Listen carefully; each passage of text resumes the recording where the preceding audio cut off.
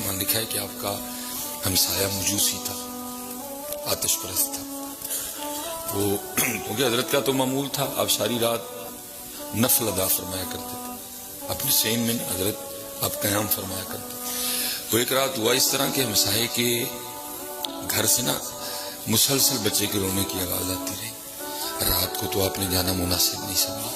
صبح ذرا تھوڑی گہما گہمی ہوئی تو آپ نے دروازے پہ دستک دے دی. اب اندر سے ایک باپردہ خاتون نے دروازہ کھولا. آپ نے کہا ساری رات گھر سے بچے کے رونے کی آواز آتی رہی، خیر تو ہے؟